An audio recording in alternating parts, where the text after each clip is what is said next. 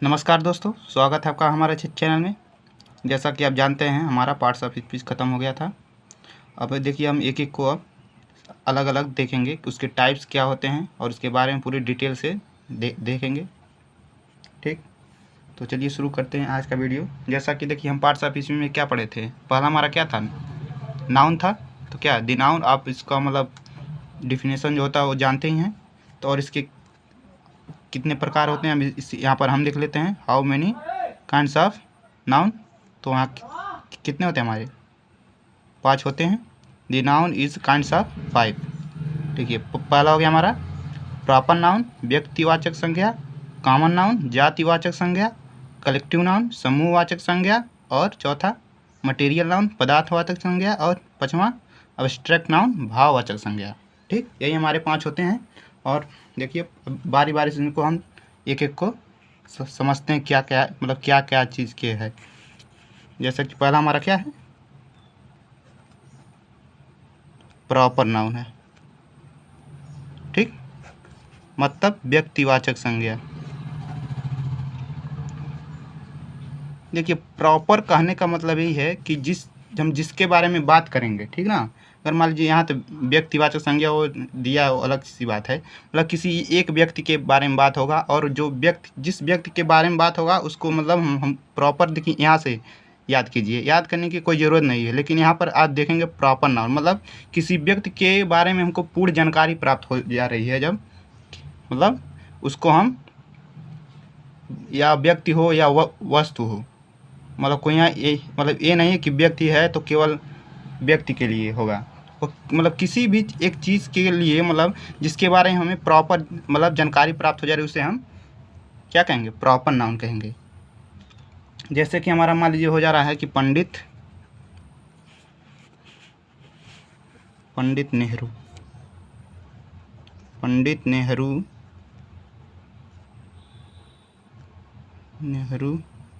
Was a good leader. तो ये Pandit Nehru was a good leader मतलब पंडित नेहरू एक अच्छे नेता थे। मतलब पंडित नेहरू हमारा यहाँ देखिए हमको पता चल जा रहा कि क्या है इनके बारे में, मतलब कोई नहीं है कि मतलब कौन है कौन था, मतलब लेकिन एक क्या पता चल रहा है कि पंडित नेहरू या किसी का नाम होगा या केवल लीडर बस कहता तो हमको ये नहीं पता होता कि कौन लीडर, लेकिन हमें यह पता चल जा रहा है कि पंडित नेहरू। ठीक, जैसे कि मान लीजिए दी Ganga is big river.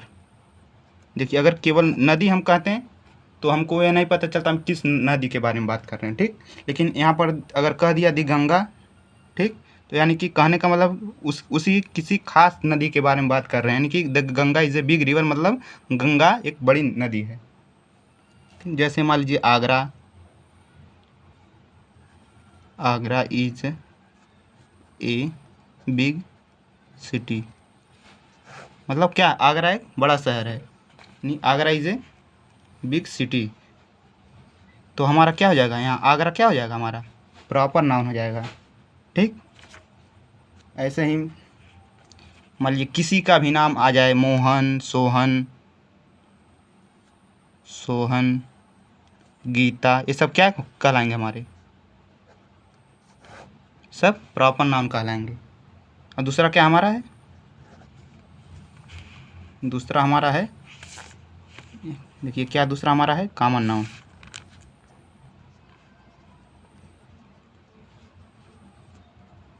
Common noun मतलब देखिए कॉमन नाउन मतलब जातिवाचक संज्ञा। जातिवाचक संज्ञा का मतलब क्या होगा, किसी एक विशेष जाति के बारे में हम बात करेंगे। ठीक, जैसा कि मान लीजिए उस जाति के, मतलब किसी जाति का कहने का मतलब ये है कि हम किसी का नाम लेंगे तो हमारा पूरा मतलब उसमें आ जाएगा। जैसे कि मान लीजिए हम कह रहे हैं बॉय, ठीक, बॉय हम कह रहे हैं कि हम किसी का नाम तो नहीं ले रहे हैं कि मोहन, सोहन। ठीक, ऐसे मान लीजिए हो जाएगा हमारा गर्ल। यहाँ पर भी हम किसी का नाम नहीं ले रहे हैं कि सीता है या गीता है, यानी कि हमको देखिए यहाँ पर हमके पता चल जा रहा था कि किसके बारे में बात कर रहे हैं हम। आगरा के बारे में बात कर रहे हैं, मोहन के बारे में बात कर रहे हैं, लेकिन हमको यहाँ पर बात यहाँ नहीं पता चल रहा है कि बॉय कहने का मतलब कि कौन सा लड़का है, क्या नाम है उसका, यानी कि प्रॉपर जानकारी नहीं मिल रही है। ठीक, यानी कि अब बुक हो गया, जैसे मान लीजिए अब बुक में ये नहीं पता चला कि रामायण है, गीता है, या क्या कौन सा बुक है, मैथ है या फिजिक्स है। ठीक, तो हमारा क्या हो जाएगा, बॉय जैसे सिटी, लेकिन यहाँ पर एक हो जाएगा सिटी मतलब शहर। अब किस सिटी के बारे में बात कर रहे हैं ये भी नहीं हमको पता चल रहा है। ठीक, तो हमारा ये सब क्या हो जाएगा, हमारा पूरा कॉमन नाउन हो जाएगा। अब तीसरा देखिए, कॉमन का मतलब वही, मतलब अगर किसी एक का बात करें, बॉय का बात करें, तो सब लड़के उसमें आ गए। ठीक,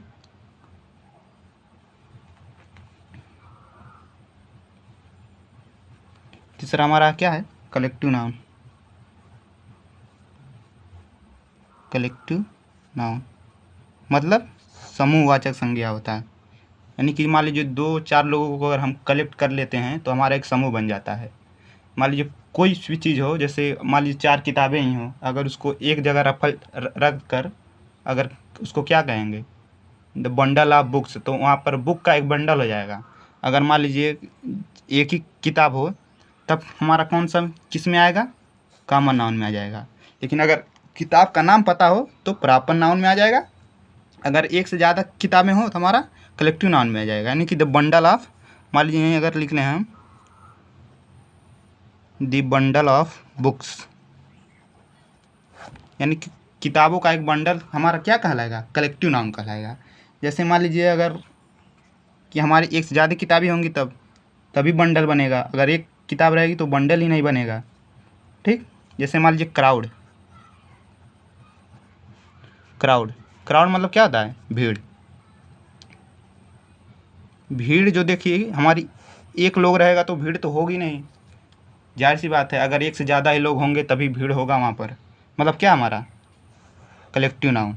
यानी कि एक से ज़्यादा जहाँ पर, मतलब किसी चीज़ का जहाँ पर समूह होगा एक से ज़्यादा, वहाँ पर हमारा कलेक्टिव नाउन हो जाएगा। ठीक, जैसे मान लीजिए टीम हो गई हमारी, टीम। अब देखिए कोई खिलाड़ी अकेला खेलता है, ठीक, तो हम उसको एक प्लेयर कहते हैं। लेकिन अगर हमारा 5 लोग हो गया, 6 लोगों की अगर एक टीम हो, या कोई भी काम कर रहे हैं हम एक टीम बनाकर करते हैं, जैसे मान लीजिए गांव में ही टीम, अगर कोई काम करना हो तो उसके लिए एक टीम की, प्रॉपर टीम की आवश्यकता पड़ती है। मतलब किसी कार को क्या, मतलब सबका अलग अलग वहाँ पर काम होता है, किसको क्या मतलब करना है वहाँ पर। ठीक, जैसे मान लीजिए हमारा क्रिकेट में ही टीम होता है, 11 लोग जिसमें होते हैं। ठीक, वैसे टीम, लेकिन हमको ये नहीं पता चल रहा कि किसके मतलब कौन कौन टीम में है, लेकिन टीम का मतलब क्या है, उसमें हमको ये पता चल रहा है कि टीम में हमारे एक से ज़्यादा लोग होंगे। ठीक, तो हमारा टीम क्या हो जाएगा, कलेक्टिव नाउन मतलब समूहवाचक संज्ञा। ऐसे ही हमारा चौथा देख लीजिए, चौथा मटेरियल नाउन। मटेरियल नाउन, ठीक, मतलब मटेरियल मतलब क्या होता है, पदार्थ। देखिए कोई भी कच्चा पदार्थ हो उसको हम मटेरियल नाउन कहेंगे, या कोई भी तत्व हो उसको हम मटेरियल नाउन की पदार्थवाचक संज्ञा कहेंगे। जैसे मान लीजिए हमारा गोल्ड हो गया। ठीक, अब किस गोल्ड की बात कर रहा है ये भी नहीं पता हमको। अगर किसी खास तरह के मतलब गोल्ड के बारे में बात करता तो हमारा, अगर वो क्या हो जाता, या तो प्रॉपर नाउन हो जाता या कॉमन नाउन हो जाता, लेकिन यहाँ पर सिर्फ केवल गोल्ड कह रहा है। जैसे मान लीजिए गोल्ड हो गया, सिल्वर हो गया, ठीक, कॉपर हो गया हमारा, ये सब क्या है हमारे मटेरियल, यानी कि पदार्थ हैं सब, ये सब। गिट्टी हो गया, जैसे मान लीजिए मटेरियल, जैसे घर बनाते हैं हम तो उसमें मटेरियल लगता है कई तरह का ना, ईंट हो गया, पत्थर हो गया, ठीक, बालू हो गया, तो सब क्या है हमारे मटेरियल हैं, यानी कि मटेरियल नाउन में उसमें सब हम ले लेंगे। ठीक, देखिए चौथा, पाँचवा हमारा, चौथा नहीं पाँचवा हमारा लास्ट है abstract noun. Abstract abstract noun, भाववाचक संज्ञा, भाववाचक। देखिए इसका यही है, इसका सबसे खास बात यह है कि ये देखिए जो चारों थी हमको मतलब फिजिकली दिख जा रही थी। मटेरियल था वो भी दिख जा रहा था, कलेक्टिव नाउन था वो भी हम देख ले रहे थे, कॉमन नाउन वो भी हमको दिख रहा था। लेकिन ये हमें भाव का मतलब क्या होता है, जो हमारे भीतर उत्पन्न होते हैं जो भाव, अब चाहे सुख हो या दुख हो या किसी की मतलब स्थिति हो, मैंने हम इसको देख नहीं सकते हैं। सबसे खास बात इसकी यही है, ठीक, कि हम इसको देख नहीं सकते हैं, लेकिन इसको एक नाउन के रूप में मतलब प्रयोग किया जाता है। जैसे मान लीजिए हमारा हो गया, जैसे honesty, honesty, honesty is a good policy, ठीक। तो हमारा हॉनेस्टी देखिए ईमानदारी दिखता है, कहीं भी ईमानदारी कोई मतलब कहीं है कि हाँ ये ईमानदारी है, कोई चीज़ है ईमानदारी नहीं ना, ये हमारा हॉनेस्टी दिखता नहीं ना, यानी कि भाव, यानी कि हमारे मन में हम इसको मतलब सोच सकते हैं केवल, ठीक। दूसरा हमारा हो गया हैप्पीनेस। मान लीजिए हैप्पीनेस मतलब खुशी। देखिए अब खुशी भी नहीं दिखती है, यानी कि मान लीजिए अगर किसी लड़की का नाम खुशी हो तो अलग की बात है, मतलब वो दिख जाएगी। लेकिन अगर भाव की हम बात करें, जो खुशी हम महसूस करते हैं वो कोई चीज़ नहीं है, ना कोई पदार्थ है, ना मटेरियल है, ना कोई कलेक्टिव नाउन होगा, ना कॉमन नाउन होगा, ना प्रॉपर नाउन होगा। वो किस में आएगा हमारा हैप्पीनेस, एब्स्ट्रैक्ट नाउन में, ठीक। ऐसे मान लीजिए विजडम, हमारा लास्ट है इसमें विजडम। विजडम में जैसे मान लीजिए विजडम मतलब क्या होता है, बुद्धिमानी। बुद्धिमानी हमको सिर्फ मतलब महसूस करते हैं, हाँ कि हमको लगता है बस कि ये बुद्धिमान है या नहीं है, उसके चेहरे पर थोड़ी ना लिखा है कि बुद्धिमान है, लेकिन हमको कुछ उससे बात कर या किसी मतलब तरह से हमको यह मालूम हो सकता है। अब ये तो हो गया, देखिए हमारा पूरा जो जितना हम बताए हैं एक उसके अर्थ के हिसाब से मतलब उसको अलग अलग रखा गया है कि कैसा हमारा उसका मीनिंग निकल रहा है। चाहे मतलब वो देखिए शुरू से अगर देख लें हमारा, चाहे प्रॉपर नाउन हो, चाहे कॉमन नाउन हो, चाहे क्या हो कलेक्टिव नाउन हो, चाहे मटेरियल नाउन हो, ठीक, चाहे एब्स्ट्रैक्ट नाउन हो, उसका हम उसके अर्थ के हिसाब से हमको अलग अलग समूह में बांटा गया था, ठीक। लेकिन अब हम देखेंगे अकॉर्डिंग टू काउंट, मतलब गिनने के हिसाब से अगर हम उसको काउंट करें, अगर कोई नाउन है और उसको हम काउंट करते हैं तो उस मतलब उसके तरह से मतलब हमारा देखिए दो तरह से हो जाएगा हमारा काउंटेबल, काउंटेबल नाउन।